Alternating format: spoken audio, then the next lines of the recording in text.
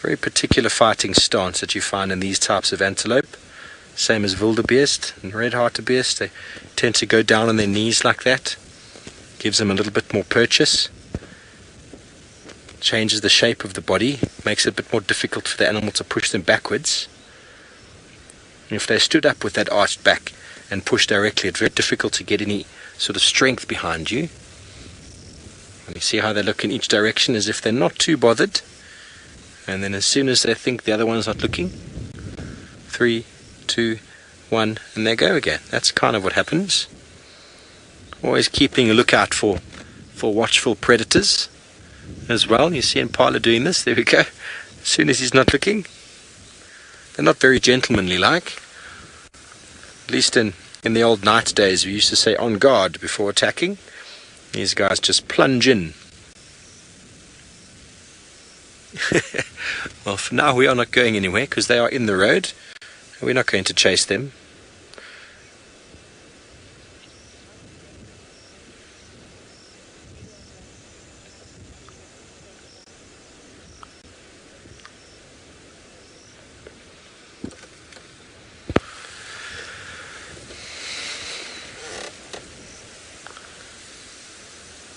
So, to a few of you, ladies and gentlemen, good night for the evening. If you'd like to continue watching, please Google Safari Live to continue with the show. We're going to continue on for the rest of the evening. We're out for at least another hour. So for those of you who are saying good night from us, good evening.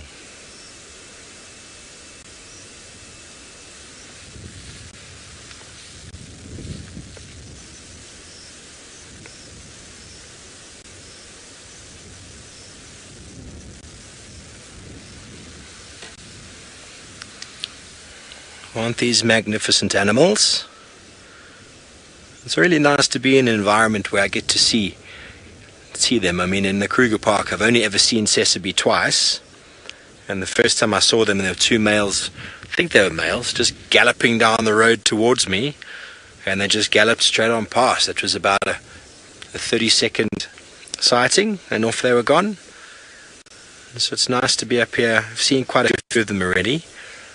I've read a lot about their behavior, but to actually see them doing it is always fun. So from our testosterone, we're going to be going down to some very nice predators with Tristan in the Sabi Sands. Well, it is a nice image because the entire pride has just slowed right down now and has decided to take a rather good nap. It also feels like there might be a bit more rain on the way. There's a bit of a wind that's just kicked up. There's a few sort of rumbles of thunder in the distance, and so maybe we're in for another storm, and that's why the pride has just gone down for a bit. It's interesting. I thought they were definitely going to go and try and hunt. They were moving with purpose. They were looking around, and then all of a sudden they got to these mudwallers, had a drink, and now everybody's flopped back down again and is taking it very easy. Hopefully, though, like I say, there will be some random buffalo somewhere here, because this is pretty much where those buffalo walked when they left Chitwa and came back through Djuma. And so you never know, maybe there's a bull somewhere here and these guys come across it and they will take us on a bit of a hunt. But for now, it's going to be just about getting everyone clean, making sure they get all the water that they've collected from walking through this wet grass, get that all off the coat, get any bits of loose fur, as well as any ticks that they maybe have picked up as they were going.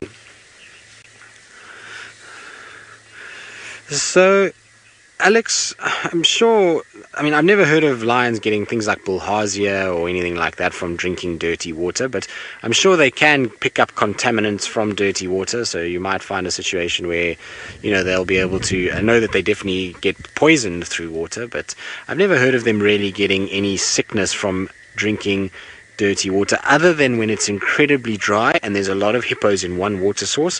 What happens then is you get these algal blooms of blue-green algae, and those blooms can toxify the water, and therefore when animals drink, not only lions but things like zebras and elephants and all kinds of other things drink that water, it can poison them. So It does happen, but parasite-wise, not as far as I know. You probably find I suppose there might be some worms that they might get or some sort of things, but it doesn't affect their overall condition, and they certainly don't seem to be, they don't suffer in any way from drinking any of these puddles of water that we see.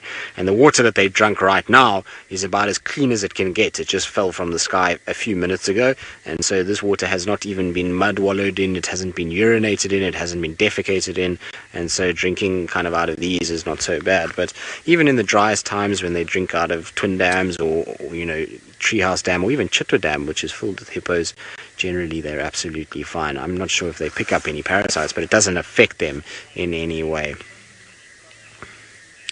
Right, well, our lions are sitting. They're going to groom themselves. They're going to make sure that they all look very beautiful for when they do decide to get up and start looking for this buffalo. And while we sit and wait for that, let's send you back to James, who's got a view of some sort of stripy animal coming past his tent. Yes, I do have a stripy animal. It's one of the great joys of living around where we do, is that because there's often a lot of water around camp and the odd leaking pipe, and they're often built near drainage systems, so there's much more groundwater. The bush is much thicker, and often nyala and bushbuck will make their homes close by.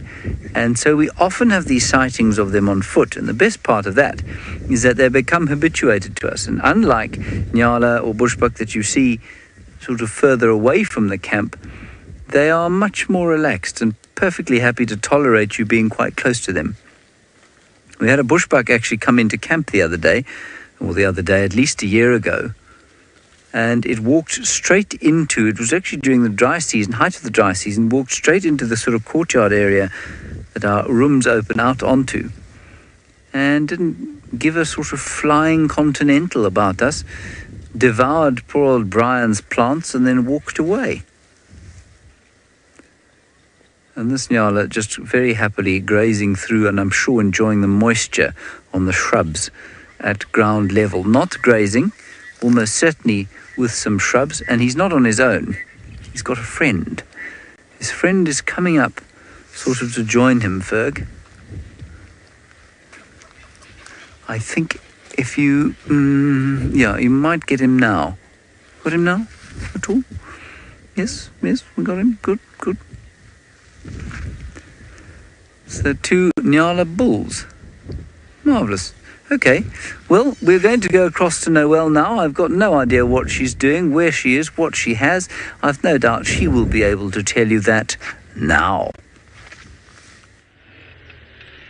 James, I'm in South Africa, in the Lowveld, in the greater Kruger area on Sabi Sands, on Djuma at the moment.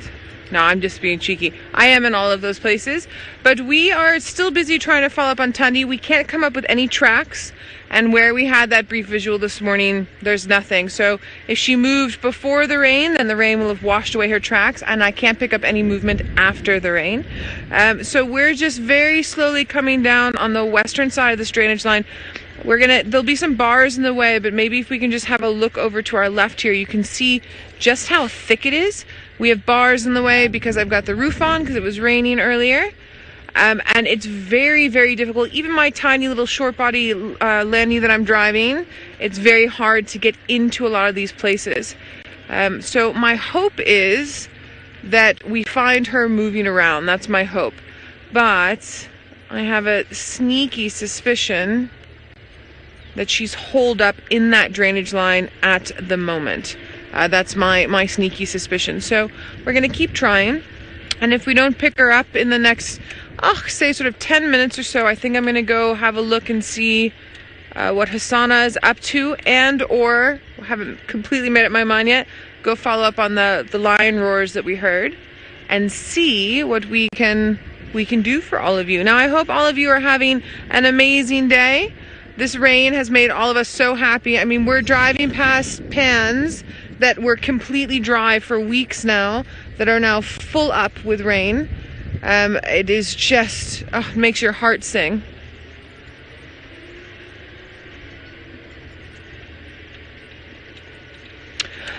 Laura, you would like to know if, I'm going to mispronounce his name, so please excuse me, Hukumiri Hukumari, something like that. I'm sorry.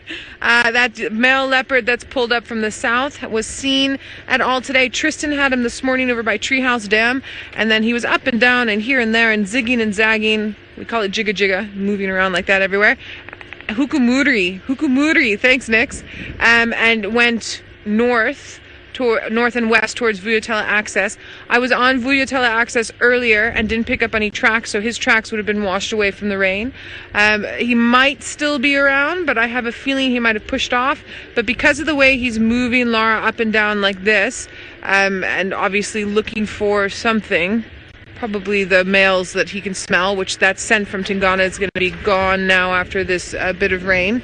I don't think he's quite made up his mind what he wants to do. He's in a completely new area, completely new territory. He's smelling females. He's smelling that male. Hasana comes creeping around. He can smell Hasana's scent every now and then. Tumba was in the area for a little while. I mean, there's a lot going on. So we'll have to monitor and see. And the minute we have another update, I'll send it through to you.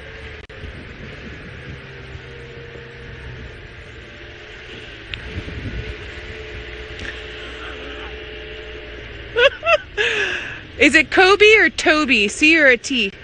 Charlie or Texas? C. Charlie. Kobe, thank you. Sorry, Kobe, who's 15. Kobe, you're saying you're hoping that the lions that Tristan has find the Hukumuri male and kill him, and that you also know that you're being a bit hectic, but it's okay. That's your feelings and thoughts. Kobe, I don't think that you're far away from how many people are feeling. However, it is his job to move around and sort of stake out new territories and things like that. I mean, I also don't want to see Tundi or Shadow's youngsters influenced by a new male, but it is part of nature. It is something that happens. It is a natural occurrence. However the end result might be, however hard it might be, it's still, it is what it is, and it is something that we do deal with, and it happens, unfortunately.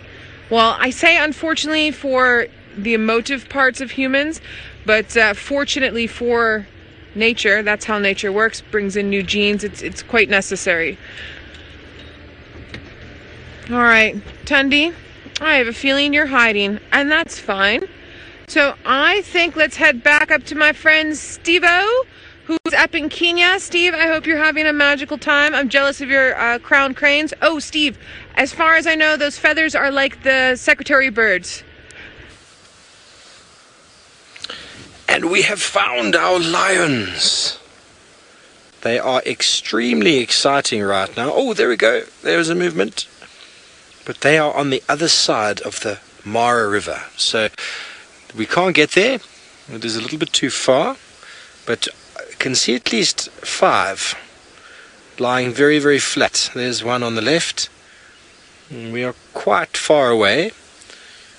And they are doing exactly what lions normally do. Except that one is possibly cleaning itself. So the conditions are very cool. And Taylor said when she saw them this morning, I think this is part of the Paradise Pride. It's not where she said they'd be. But these animals do move, and especially when there's been quite cool conditions. Today's been rather overcast. Nice and cool, perfect time to move. So maybe they've eaten. They don't look too full, the ones I saw on the hill there, but they're definitely behaving like very lazy lions.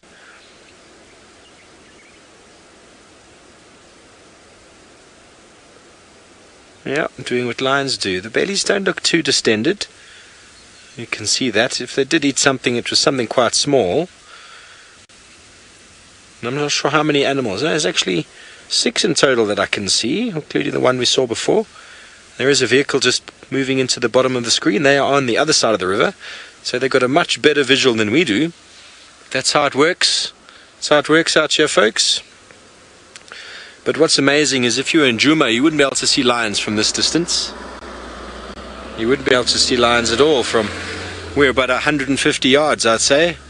Maybe 200 yards from those lions. The zoom comes back out.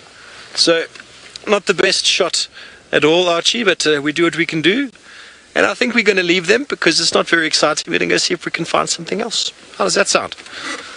Yep, I know everyone is talking about this new male leopard down in Djuma, and it's exciting to have him there. I know it's definitely exciting for the viewers because everybody doesn't know what he's going to do, but the threats are real with regards to female leopardess and their cubs. Lo and behold, we'd hate for anything to happen to that beautiful bundle of joy, but nature is nature, folks, and the reality of it is if we don't document it, we don't see it, then we never know it happens. But these things happen all the time. But hopefully Tingana steps up and goes and sorts that male out, and it'd be nice to document that as well. I've seen male leopards fighting before. It is an unbelievable experience. So here we are on the mighty, mighty Mara River.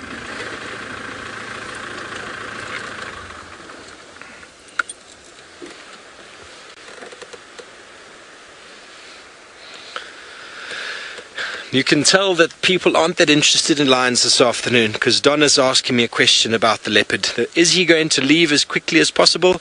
Donna, I would think, I mean, I haven't been down there, but the habitat that he's moved into is ideal for a male leopard.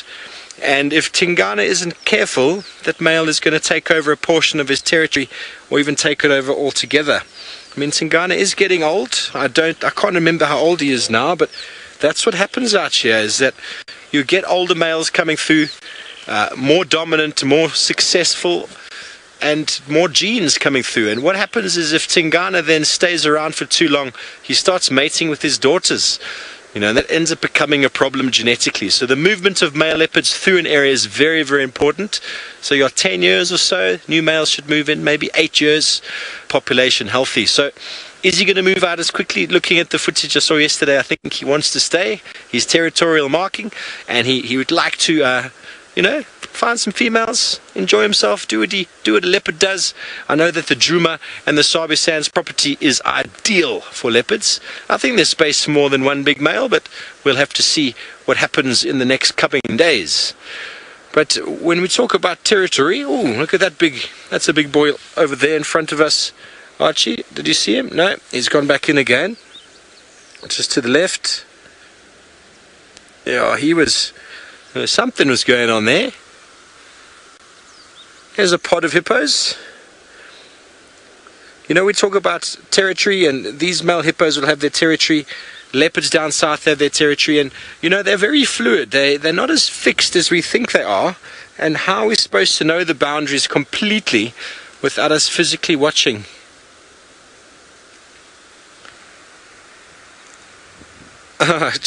Charles has heard about hippos attacking other animals.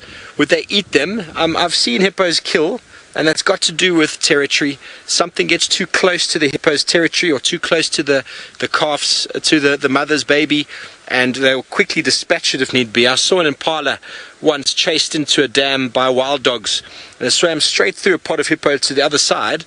And the hippo didn't do anything about it initially, but then the wild dogs were waiting, and the impala did a U-turn and went back.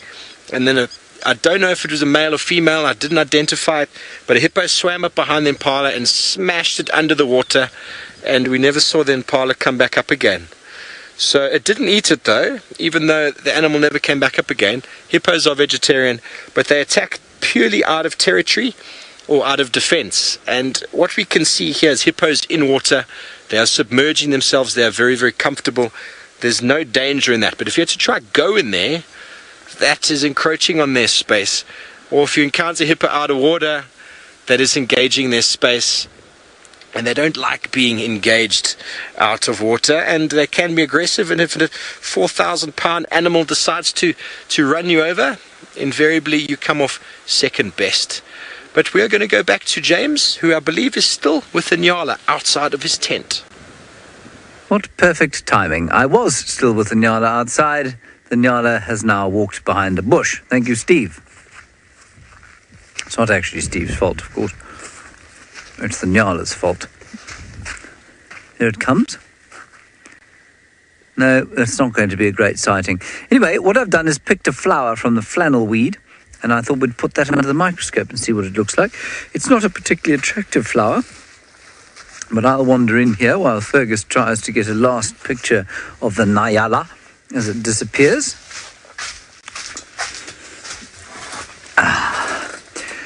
Ah, yes. You know, it is very comforting to be back in here, I must say. I feel a sense of nostalgia. I feel a sense of homecoming almost. What else do I feel, Fergus? Dryness also. Slightly damp. Dry. Not as wet, damp as Yes. Paula, sorry, what was that? Oh, do I have a favourite moth or butterfly? Do I?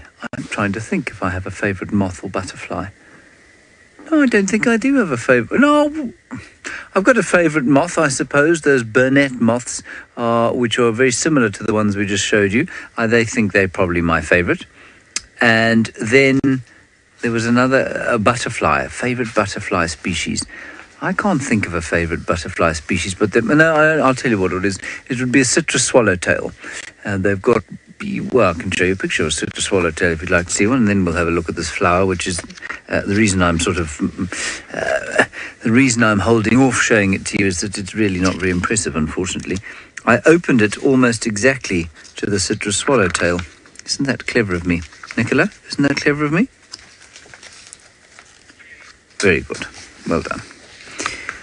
The emperor swallowtail looks very similar.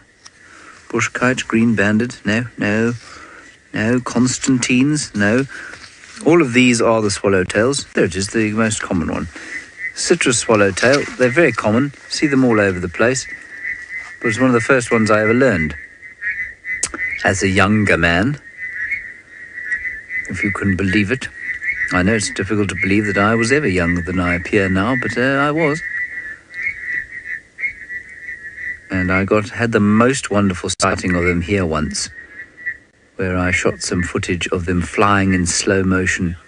It was just gorgeous. So that's my favourite. Thank you very much for that. Right, let's have a look at this flower. Not very nice.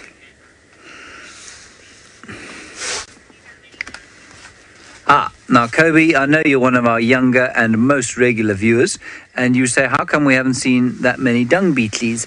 Kobe, it's because of the rain. We have had so little rain. They need rain to come out of the soil. You know, the soil and the sand gets very hard here, and without rain, it's too hard for the adult beetles to come out of the ground when they hatch out of their cocoons. And then I also think that the beetles who were around when it was dry, they kind of fly off. They can't bury their dung, so they can't breed properly. They probably don't eat as much, and so I think they just kind of die off. But it's the lack of rain is the reason we don't have that many dung beetles.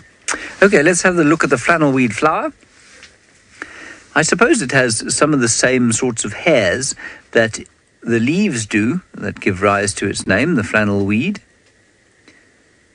And I'm just trying to think, or just trying to see if there aren't any interesting creatures living on it, because many of you will remember around about this time last year that together we discovered a thrip. And a thrip was a tiny little insect living on a Waltheria plant. I had no idea what it was, and very kindly was aided by a number of knowledgeable viewers. And if we could find something special like that on this, that would be great. But I don't see any sort of activity. You've normally got to hold them under here for some time, and then eventually something kind of pokes its head out from where it's living. Excuse the focus being lost every so often.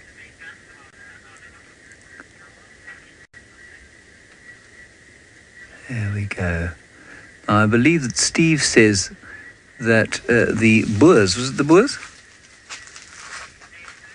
Used to make gunpowder out of this flower. I mean, I'm fascinated by that, and I'd like you to ask him how he did it.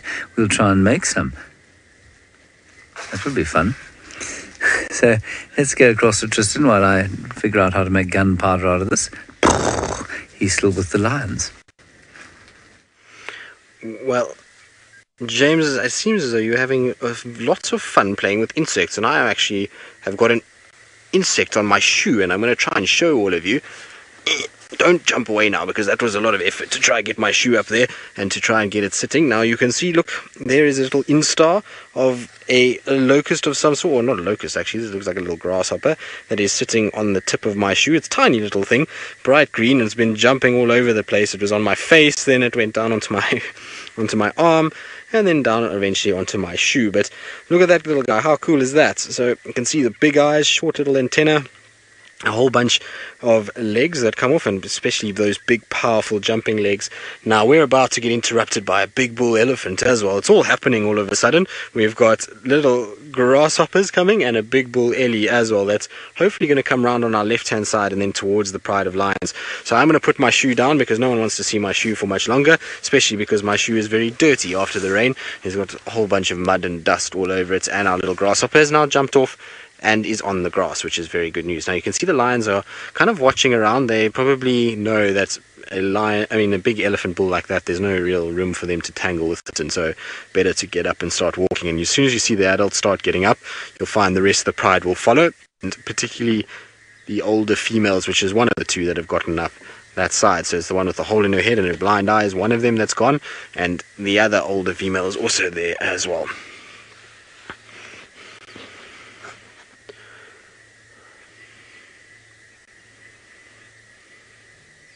You're wondering which of the females is the mother of the little cub. Well, that female that's busy walking there now, it's the youngest female of the Nkuhuma pride. This is her first litter that she had. She had 3 of them at first, and she's now just got the one left, which is fairly common for young females and females that are on their first litter. It takes them a while to get kind of used to being able to raise cubs, and it's also been a difficult time because the rest of the pride had cubs far earlier than she did, and so they were far more mobile when she had the little ones, and that meant she had to track back and forth trying to keep those cubs alive as well as trying to feed and stay with the cubs. Had she had the cubs at the same time as the other 3 females that had all of these sub-adults that we see in front of us, she would have had it a lot easier, and the chances of survival probably would have been that much better for those cubs. But it's okay, it's the learning curve. That's how she goes about it. She'll definitely have learned a lot from being able to raise cubs and seeing how it all works, and I'm sure she'll be successful in the future again as well. Very, very cool to see her though with them, and the fact that she's a first time mom is always very special. Right, now you can see they've positioned themselves in a way that they can watch this bull elephant, which is still in the thickets. I just saw him kind of ghost past, and hopefully he'll make an appearance. But while we sit and wait for this bull elephant to come in, let's send you back all the way to Steve as he explores the Mara. Sat here still at the Mara River, folks, and we have got the smallest little baby hippo there with its mom. Look at that guy. It is so small. Has been jumping on mom's head and trying to stay afloat. They can't swim, so mom's kind of helping it up, but also that's quite shallow there. She's actually lying on her belly. She stood up a moment ago and was much bigger in the water than she is now, but the baby hippo just kind of rests its head on her and keeps itself afloat. Very, very cool to see in this small pod with such a small little baby. And now if you went near that, it would just be a crocodile, or anything going near that would be very, very aggressively met by that mother. But it is so interesting when you think about the size of baby hippos. There we go, there she stands up. And it's a lot more shallow than you think.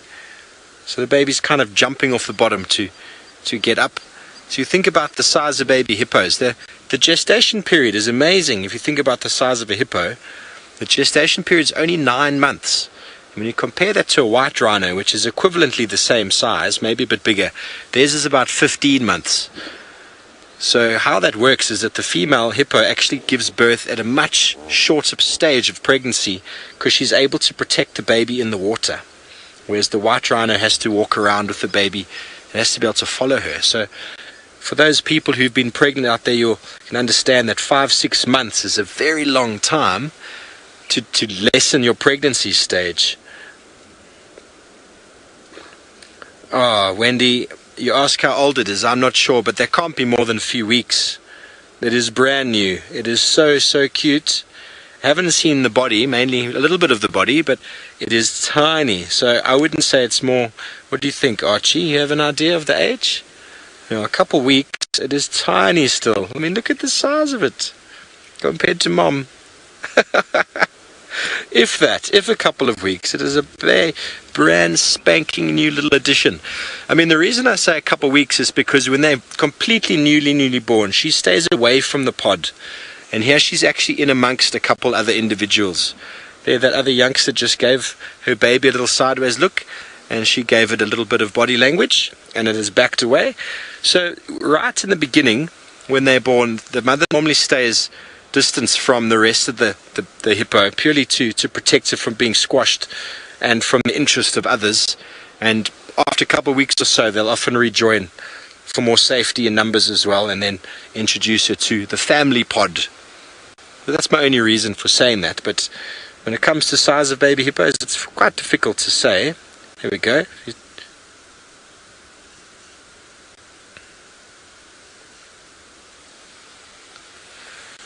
Donna would like to know if the fat under their fat layer under the skin, if it makes them buoyant. And hippos aren't very buoyant. I mean, they kind of just sit in the water there. They don't really float. Now, when they want to cross a big puddle of water, they'll actually run along the bottom, and they can push themselves to the top, but they don't actually float in the water. They're sitting on the rocks or on the riverbed itself. They're not floating, but I'm sure they'll make, the water makes everything buoyant, so I'm sure it makes them a lot less heavy, but I don't think that the blubber itself adds in any sort of buoyancy for the water, because they don't swim, so they don't need buoyancy. If that answers your question, Donna. But so yeah, she's still quite protective of that calf coming into the pod, so I think it's brand new, a week or two.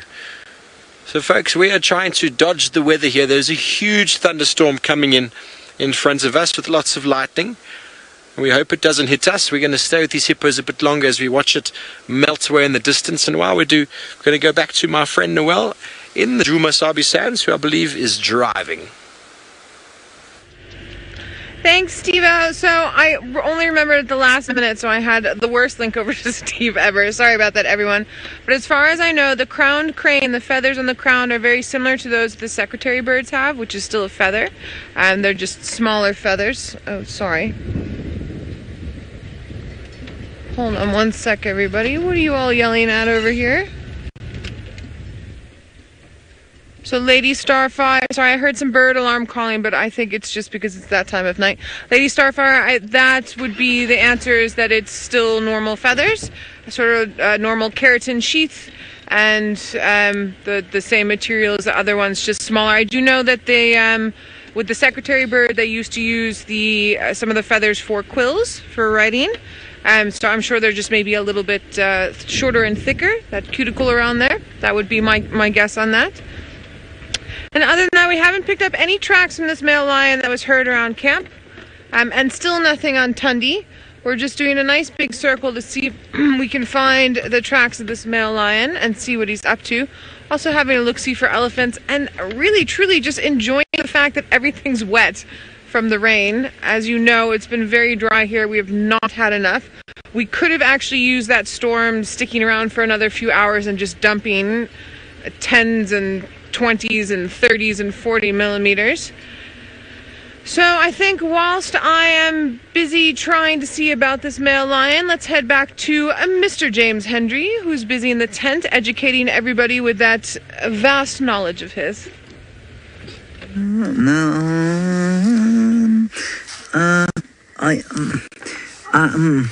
There's a wonderful spider here, everybody. He's a tiny little red thing, and I got him under the microscope very briefly, and now he's running for cover. Let me take the microscope to him, rather.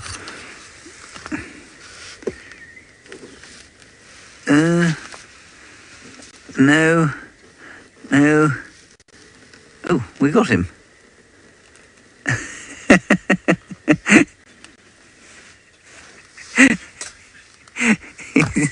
He's here. Wait. Nicola, let me just get him in picture. Wait. Okay, go. Mobile microscope, everybody. I gotta tell you, you don't get skill like this lying in your bed. What do you do if you've got spiders in the bed? What? Fergus said you do if you get spiders in your bed. Yes, I suppose. Microscope in your Yeah, your microscope in your bed, yes, quite.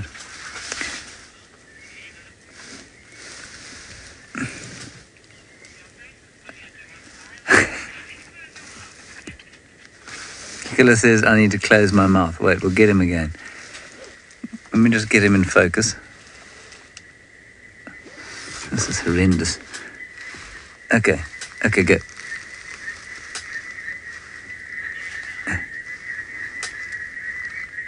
Goodness gracious, everybody. This is advanced microscope handling.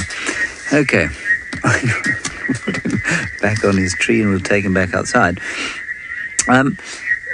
Steph, thank you, Lorraine. You say you like the spider. I like him too. Steph brought us this amazing thing here. And many of you may actually be able to guess what it is. Why don't you try and guess what it is? Using the hashtag Safari Live. And Sinak, while you guess, you want to know what species of spider this is. Sinak, I'm afraid I couldn't begin to tell you. It's a fast one. It's a fast red spider. So let's call it Alpha. The alpha spider, yes. Very good. Oh, I get it. That's very good, Fergus. That's a very, very good joke. Yes, Alpha Romeo spider. There it is in the background. Very good, Fergus. You're much better at this than I am.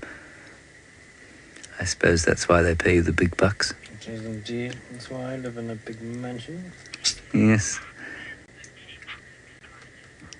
And Painted Wolf, you said the Cape tick spider. Were you being serious? Because, I mean, that's a perfectly plausible answer.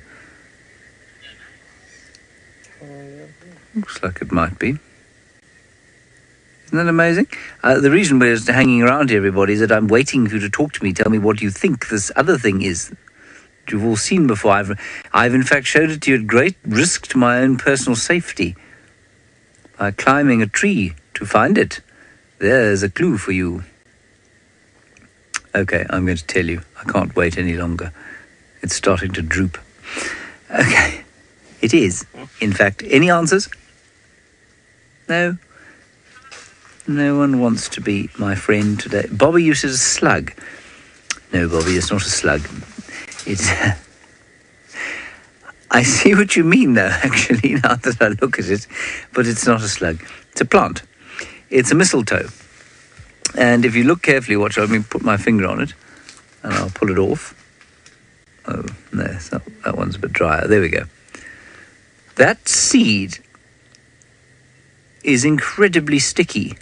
And what it's done is germinated. So what would have happened was a bird would have gone along to the mistletoe, which grows normally as a parasite in marula trees, and it would have stuck its face down into the flowers to try and get at the nectar, and the seed would then have stuck either to the bottom of its beak. This is Steph's information, I'm telling you. I'd love to tell you I knew this beforehand, but I didn't. And then on the top of its beak, and it'll come along to a tree exactly like this and then wipe its beak clean. And obviously the mistletoe will then stick. And this one has germinated. And a little bit like a sort of, I guess it's a little bit like it is a root system, but it's going to send its parasitic little shoots down into this tree. This tree's dead, though, so unfortunately germination is as far as this mistletoe is going to go. Nikki wants to know if it's like resin. No, it's like glue.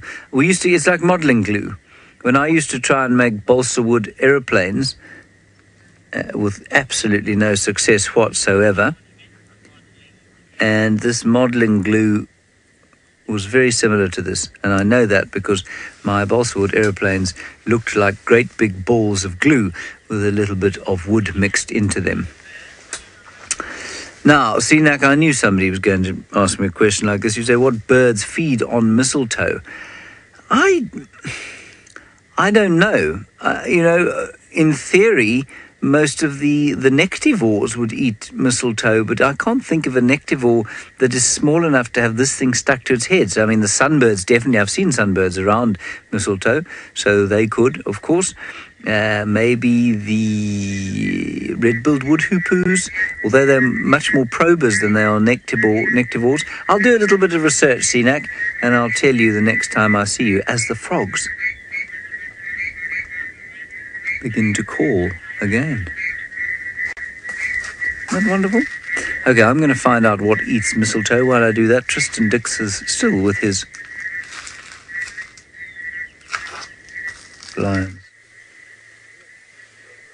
Indeed, James, they are fast asleep and not much is happening. Our bull elephant didn't arrive. It just kind of snaked past without doing anything towards our pride, and so everybody has just caught a nice nap and is having a really good sort of sleep. And that means that I've been sitting here contemplating many things this afternoon. Firstly, I was contemplating what my favorite moth and butterfly would be, given that James was chatting about it. And well, there are so many different butterflies out there that are all very pretty, but I think my favorite is probably one of the Chiraxi species. So I have a app here with all of the sort of butterflies, but this is one of them. So this is called a Foxy Chiraxis, and I think the reason that I like it, one, is because it's incredibly colorful underneath the wings. So look at that, look at those markings, isn't that beautiful? So it's got these amazing kind of colors and intricate patterns with this little kind of protrusions or tails coming out.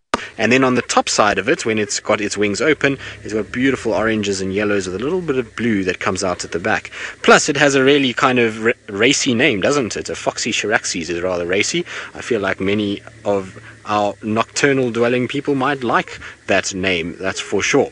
Right, so that is my kind of butterfly that I was contemplating, and you get them here, and hopefully one day we'll be able to show them to you all live.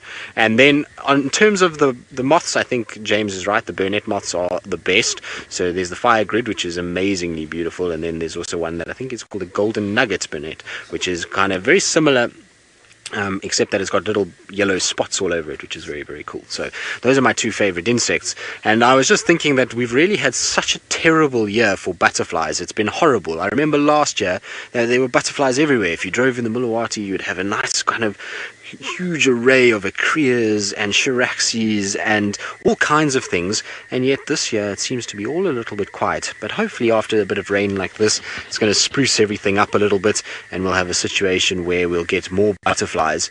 Now, to give you an idea of why it's like that and why we're not seeing butterflies, at the moment for January, generally the average amount of rainfall that we normally get in this area for a month of January is about 130 millimeters. So far this January, before today, the sort of recordings that we've had has not even been close to 20 yet. So we're way down on our January rainfall, and hence why we're struggling so much to not only see insects but flowers and any sort of real growth of vegetation. The grass is still incredibly brown and dry, but after a rain like we had today, hopefully that will just spruce everything up, and it'll be the start of more rain to come, which will be very good. The other thing I've been thinking about while I've been sitting here is poor Tundi and this cub, and I was thinking to myself that it's really been a tough couple of days for Tundi and cub, because they've had not only to deal with the Birmingham males, they've had the Nkuhuma pride, and now of course this new male that's arrived. And this morning I spent the better part of an hour and a half, close to 2 hours with him, following him around, and I was quite amazed to how deep into Djuma that male walked this morning. We initially picked him up quite close to Gari Main, south of Treehouse Dam, and he then just took us on a march all the way past Treehouse Dam north, and eventually we kind of left him in the morning, still going north on the western side of Quarantine, which is really deep inside Tingana's territory, and he scent marked the whole way along. He did not stop scenting on any bush. He was literally rubbing on everything, face, spraying, scraping of feet, and so he's trying to put a stamp down. He won't claim this for himself, which is not great, because obviously Tundi and cub is then in danger. And so Tingana, wherever he may be, needs to now start to step up to the plate and needs to come in quickly and sort this out, because otherwise we're going to have a situation where this male is going to come in, and it's not going to be ideal for our leopard dynamics, that's for sure, because the relationship that Hosana has with Tingana and the fact that Tundi and cub, as well as even Tumba, are all going to be jeopardized by a new male, because he's not going to stand for Hosana. I can tell you that right now. Hosana is not actually that much smaller than this male, although this male is far more intimidating than what Hosana is, because by virtue of the fact that he's scarred up and he looks like he means a lot more business than what Hosana does. He's going to probably not tolerate Hosana or Tumba in this area like Tingana currently does at the moment. And of course then, like I say, Shadow and Tundi, both of them might have the problem of trying to keep their cubs safe, and it's going to mean a movement of Tundi and cub a lot more than what we've been seeing. And she certainly is not going to use that center part of Djuma if there's a new male trotting and traipsing around all over the central parts. She's going to try and probably pull it more east towards where Tingana might be, or hopefully even towards kind of where Quarantine is, as a sort of safety blanket. We don't know if she mated with Quarantine, but I surmise that she'll feel more comfortable going east back to her older territory than she will be hanging around to the west where this new male is walking around. So it's not an ideal situation, and hopefully it was just a once-off thing that he was following a female through here. You never know, maybe Ingrid Dam or Shadidu female, she's known by two names, and she has been around around. Maybe she walked through and that's why he's here, is he's following her and just trying to find where she's gone, and hopefully she drags him back to the west again and everything settles down. That's for sure. But he's certainly making his intentions known, and he certainly is trying to get into this area. And if Tingana does not respond soon, he's going to make more and more inroads. And I feel like if he discovers the Mulawati, then it's going to be very difficult to remove him, because the Mulawati is prime leopard habitat. As we know, we've seen Shadow, Tandi, Karula, Mvula, Tingana all being sucked in along that Mulawati area, because in the winter it's such a great place, not only for food and for shade and shelter, but also obviously there's a lot of water points along the Mulawati section. So going to be a really interesting kind of development over the next few months. I also see there's a vulture that's landed while I've been talking all of this. It's got nothing to do with the lions that I'm sitting with, but like I say, when they're sleeping, you start to wonder and your mind starts to go to all kinds of very different things, and you think about all the stuff that you've kind of been seeing over the last little bit.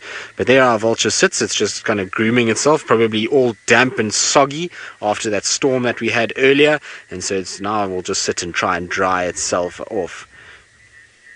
From leopard dramas to one of the bigger drama characters of them all, features into all of those.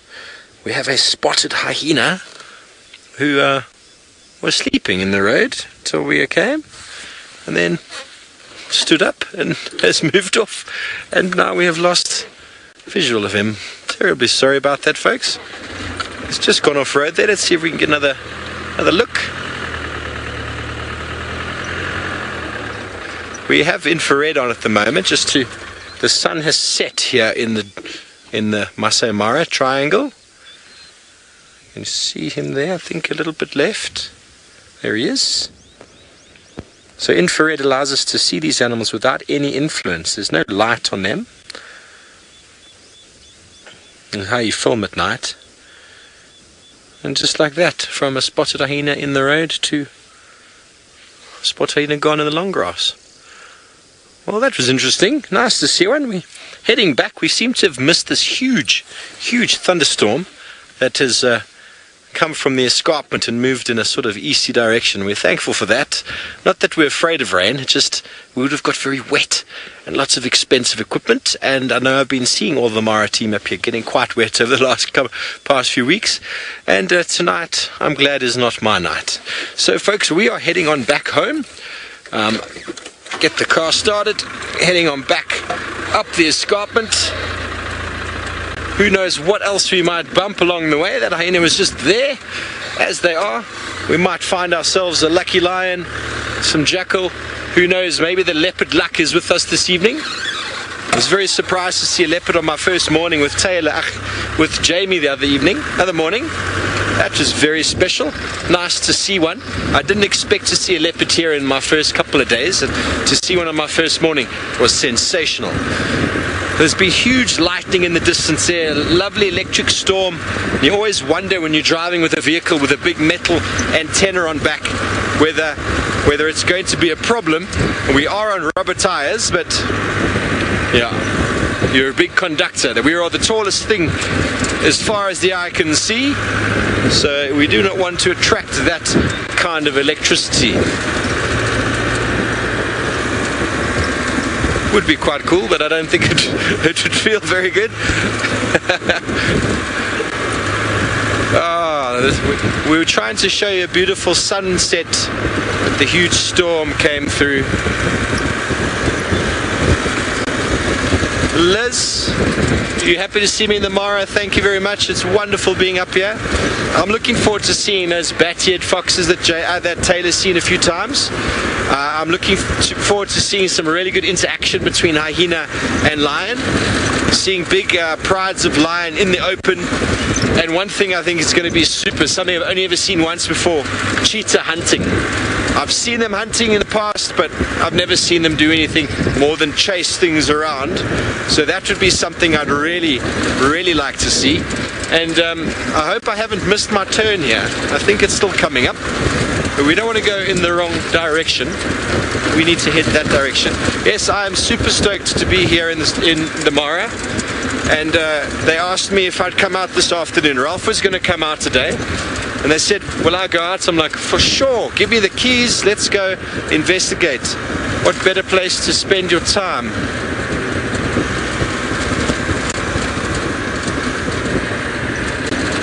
Sinak wants to know what do I think the difference between the Mara and Djuma. There is no comparison, Sinak. The open spaces here, for one, are just, it's impossible to describe. Impossible to describe. And how far you can see animals. I mean, in Djuma you can't see more than 20 meters, 20 yards sometimes. So that makes it very difficult. Oh, we have got to look at this. We have got a blood moon rising over the clouds in the distance. We have a full moon this evening, folks. It is in fact a blue moon, and it is a blood moon, and it is apparently not going to happen again, or hasn't happened in 150 years. The reason it's a blue moon is it's a second full moon this month, and at some stage today, I'm not sure at what time, there was a full lunar eclipse. And because the Earth is between the sun and the moon, and the Earth's atmosphere dulls out all of the blues and greens, you can see black and white at the moment, yes, but the moon has actually got a more reddish color to it because the Earth's atmosphere takes all the blues and greens out of the light spectrum, and so you get this blood sort of color. We're doing the best we can with our nighttime, but this is very special. Just creeping up there over the cloud line. So I'm super blessed to be in the Mara, Sinak. The difference is the vastness. The vastness here is just takes the breath away. I've spent a lot of time in the Kruger Park and in the Sabi Sands area, and I know that area very well. So what I'm very excited about now is the vegetation. I'm very new to this vegetation, and a lot more new animal species. And we're going to stay watching this moon, the blood moon, new moon, super moon apparently, with impalas shouting in the background. And while we do and enjoy our last few moments, we're going to go back to James Henry, who I believe is still making an appearance in the tent.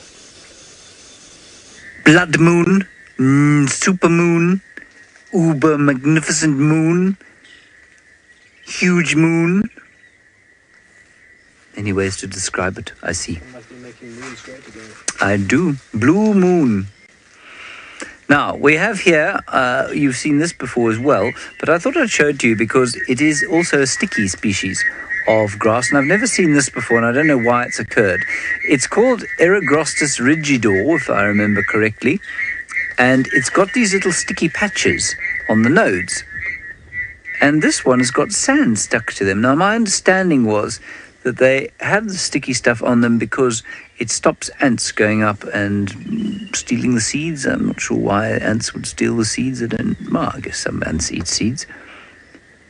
But that's why I think they've got these sticky nodes. But why it should have attracted the attentions of sand, I'm not sure, unless I guess a mammal came past and stomped on it. But very different from the Tapenanthus or mistletoe, not nearly as sticky as this Tapenanthus. Now, I have done a little bit of research on the Tapenanthus. You couldn't hear that by the fact that I'm now referring to it by its Latin name. And it is pollinated probably by insects. And, well, no, it's not. It's probably pollinated by nectivorous birds. But these are actually edible to birds. So the seeds are, in fact, edible to birds. So although it's pollinated by nectivorous birds, it's probably distributed the seeds by seed-eating birds. So that makes much more sense to me. Things like parrots will come and eat them. You'll probably find even things like insectivorous birds like rollers might. I keep coming back to roller because I feel like I've seen them eating these things. But all the sort of seed-eating birds, some of the big weavers might take these off and then go and wipe their faces and distribute them like that. So that's the case here with these chaps. Oh, Joy, I knew you were going to ask me this question. You say, is this the same mistletoe as people hang above their cornices? Is it a cornice? No, it's not a cornice. Along the roof at Christmas time. No, it isn't, but I suppose you could. I think it's probably related to those mistletoe. My parents have got... What are you doing? I was going to get... Oh, you're going to get me someone... Oh, thank you, that's very kind. this is a wild dog. Would go something like this.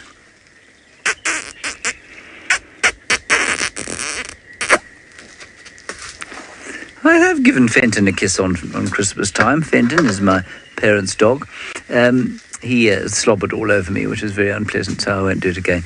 Okay, that's all I've got to tell you about that thing. I'm going to go and replace my spiders and things and put them back where they came from. As it's now starting to get dark outside, so let's go and have a quick look outside. Come on, then. Okay. Well, we'll just have a quick scan about here. Oh, I just wanted to tell you one more thing.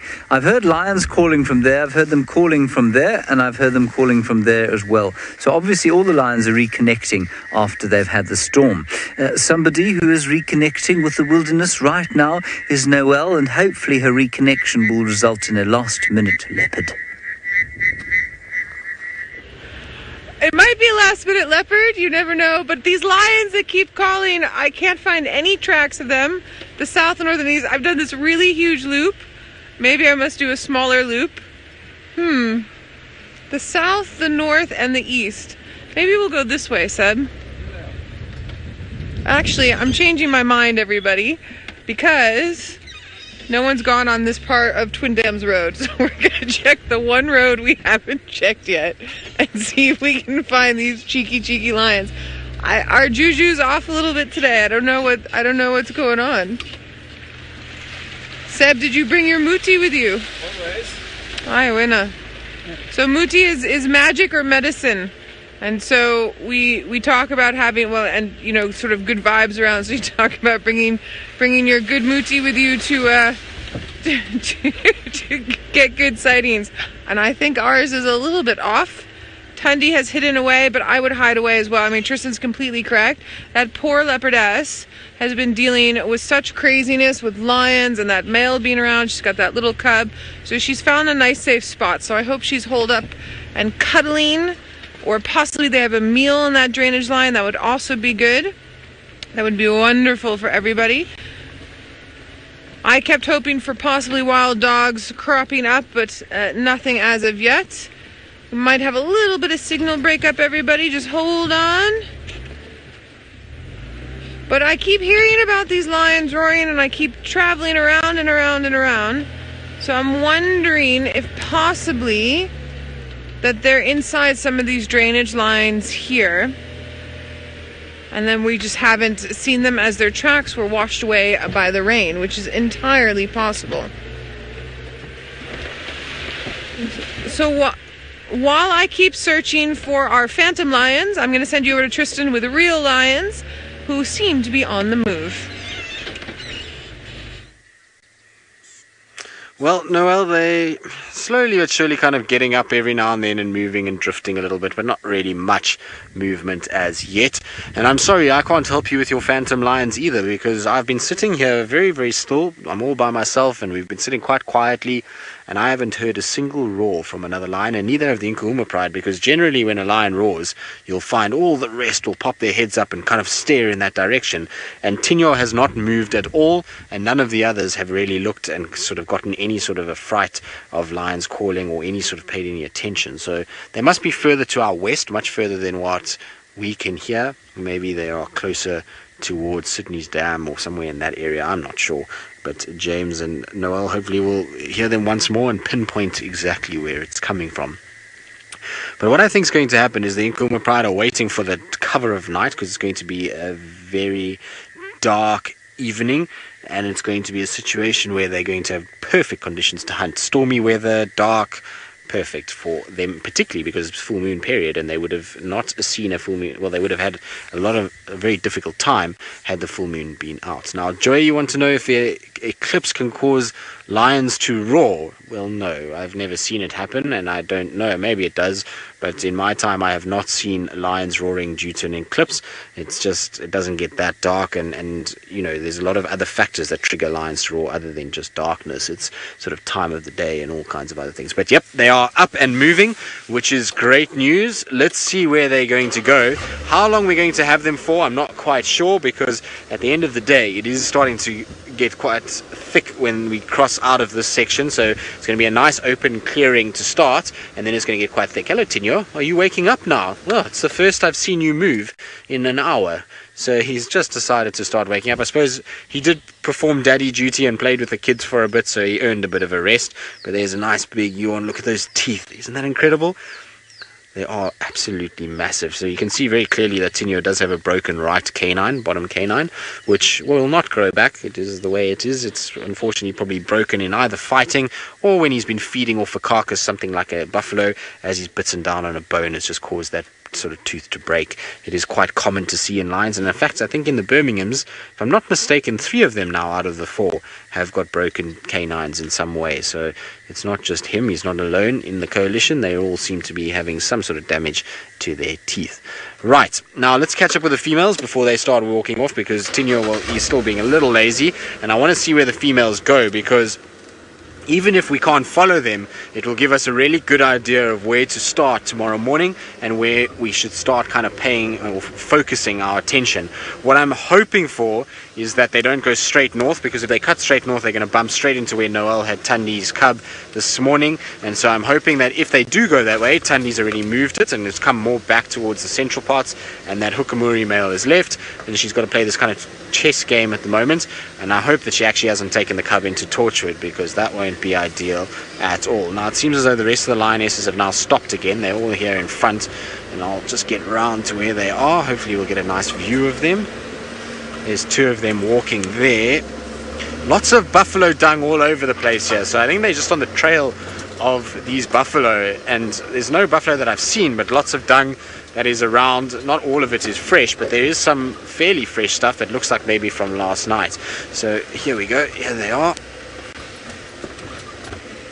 Right, so they've just all flopped down again, which is not ideal. So we're going to get one last view of them, because it unfortunately is that time where we're going to start having to head home. Our lions, if they had been a little bit more active, I might have decided to carry on, but they've all kind of flopped down, and so we're going to probably leave them here and let them kind of have a bit of a nap. And we know at least that the starting point tomorrow is on Battalier Road, and hopefully they will come out.